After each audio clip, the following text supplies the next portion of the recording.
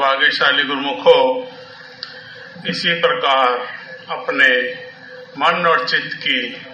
समस्त वृत्तियों को एकाग्र करते हुए अपना ध्यान ऊंचे व सुच्चे सिंहासन पर विराजमान श्री श्री 108 श्री हजूर सतगुरुदेव दाता दीनदयाल जी महाराज जी का सुंदर, मनोहारी एवं कल्याणकारी दर्शन दीदार अपने मन मंदिर में बसाते हुए अपनी मुख रचना को पवित्र करने और प्रेम सहित मिलकर के बोलिए जयकारा श्री गुरु। सौभाग्यशाली गुरुमुखों, जब 2 जून का पावन त्योहार यहाँ श्री प्रयाग धाम में मनाकर श्री सतगुरुदेव महाराज जी गुरु पूर्णिमा का पावन पर्व मनाने के लिए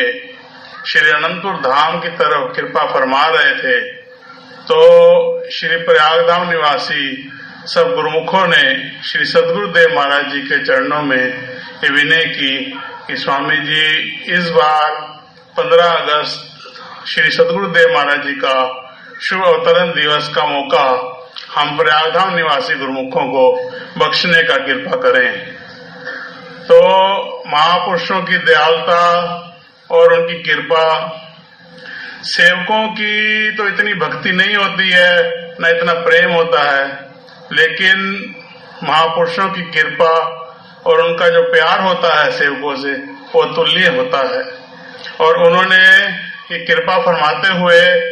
सब प्रयागधाम निवासी गुरुमुखों को अपने अवतरण दिवस के मौके के साथ साथ रक्षाबंधन का, राखी का पर्व भी साथ में बख्शा है।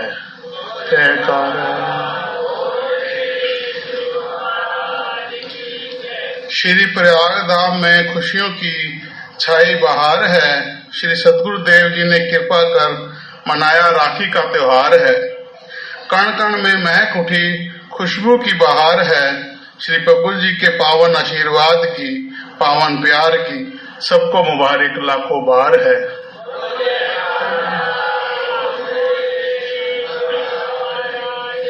सौभाग्यशाली गुरुमुखों, इस राखी के पर्व को रक्षा का बंधन का पर्व भी कहा जाता है और बहनें अपने भाई की कलाई पर राखी बांधकर उनसे अपनी रक्षा का वचन लेती हैं। असल में जब भी, जिस युग में भी परमपिता परमेश्वर इस संसार में अवतार लेकर आए हैं, चाहे वो किसी भी रूप में अवतार लेकर आए हैं, तो उन्होंने अपने आप को इस बंधन में बांध रखा है कि उन्होंने अपने प्रेमियों को, अपने गुरुमुखों को और जो भी भक्ति के इच्छुक होते हैं उनकी रक्षा करने का भार अपने सिर पर ले रखा है। इतिहास भी साक्षी है, सतयुग में जब हिरण्यकश्यप ने अपने पुत्र पर कितना कहर ढाया, तो भी परमपिता परमेश्वर ने अवतार लेकर उनकी रक्षा की। ऐसे ही द्वापर युग में जब भगवान श्री कृष्ण जी महाराज जी का अवतार लेकर इस धराधाम पर आए, तो जब एक संवाद है कि जब 5 पुत्र पांडव धृतकीड़ा में सब कुछ हार गए थे कि उन्होंने दुर्योधन के प्रलोभन में आकर अपनी पत्नी को भी, द्रौपदी को भी उस धृतकीड़ा में हार दिया। तो जो द्रौपदी थी वो भगवान कृष्ण को अपना गुरु मानती थी, अपना गुरु माना हुआ था। तो जब 5 पांडव उस धृतकीड़ा में इस स्टेज पर पहुंच गए कि उन्होंने सब कुछ अपना हार दिया, तो दुर्योधन ने ऐसा दुस्साहस किया, तो द्रौपदी ने 5 पांडवों से, वहां बैठे सारे महारथी, राजा धृतराष्ट्र से, महायोद्धा भीष्म पितामह जी से, गुरु द्रोणाचार्य जी से, विदुर काका जी से, सबसे आग्रह की, लेकिन कोई भी उनकी रक्षा नहीं कर सका। लेकिन जब उसने अपने गुरु, अपने भगवान श्री कृष्ण चंद्र जी महाराज जी को याद किया तो वो उसकी रक्षा के लिए दौड़े दौड़े आए और उन्होंने उसकी रक्षा की। तो जब द्रौपदी ने भगवान कृष्ण से पूछा कि प्रभु आप तो मेरे रक्षक हैं, हर समय मेरी रक्षा का आपने भार उठाया हुआ है, तो आपने इतना समय क्यों लगाया? तो उन्होंने कहा कि जब तक तुम दुनिया की आस में थी तो तब तक जो है मैं कैसे आता, और जब तुमने सच्चे दिल से मुझे पुकारा तो मैंने एक क्षण भी देर नहीं की और तुम्हारी रक्षा के लिए वहां पर आ पहुंचा। ऐसे ही त्रेता युग में जब रावण ने ऋषि मुनियों का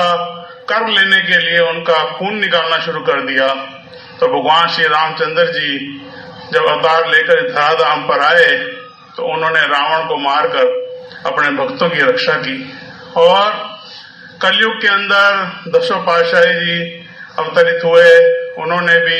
अपने भक्तों की रक्षा के लिए मुगलों से, उनके अत्याचारों से अपने भक्तों की रक्षा करने के लिए प्यार उठाया और उनकी रक्षा की। ऐसे ही अब इस समय जब घोर कलयुग का समय आ रहा है, घोर कलयुग का समय चल रहा है,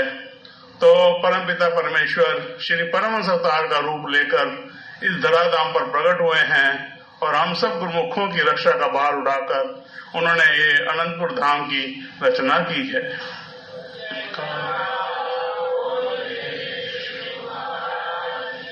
और कल भी हमारे श्री हजूर सतगुरुदेव महाराज जी ने अपने वचनों में ये वचन फरमाए कि जब से श्री परमहंस दयाल महाराज जी के समय से ही, जब से उन्होंने अवतार लिया है, इस राज सिंहासन पर विराजमान हुए हैं, तो अनंतपुर धाम में ये रक्षाबंधन का पर्व अपने सतगुरु के कर कमलों में राखी बांधकर शुरू से ही भगत सब प्रेमी सब गुरुमुख उनके कर कमलों में रखड़ी बांधकर, राखी बांधकर अपनी रक्षा का वचन लेते हैं। और हर श्री परमहंस अवतार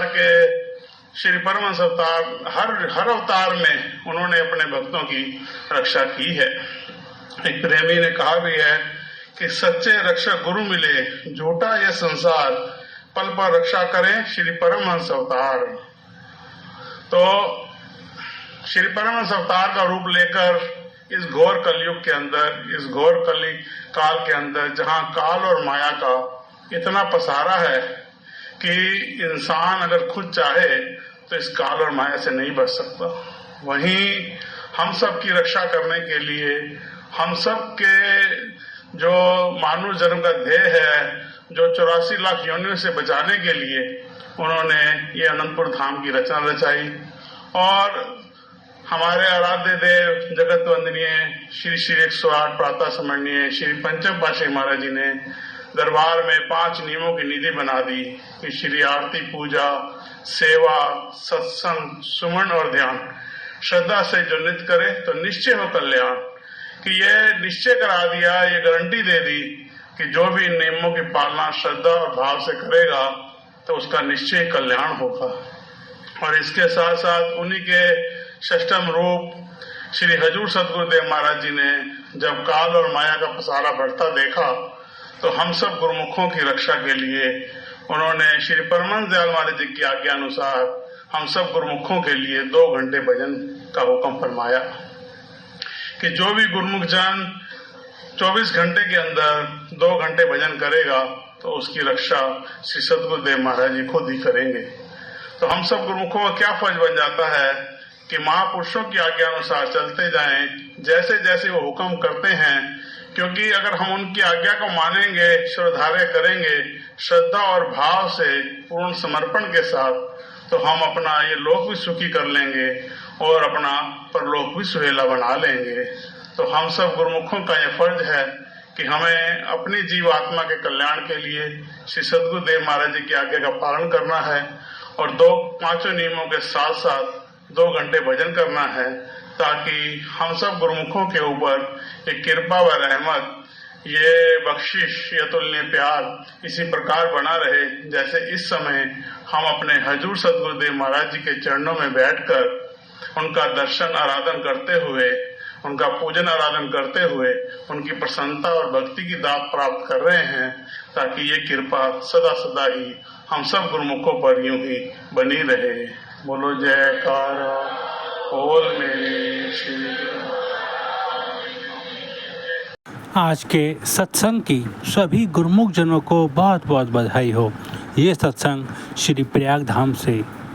सभी गुरुमुख जनों को प्रेम भरी जय सच्चिदानंद जी।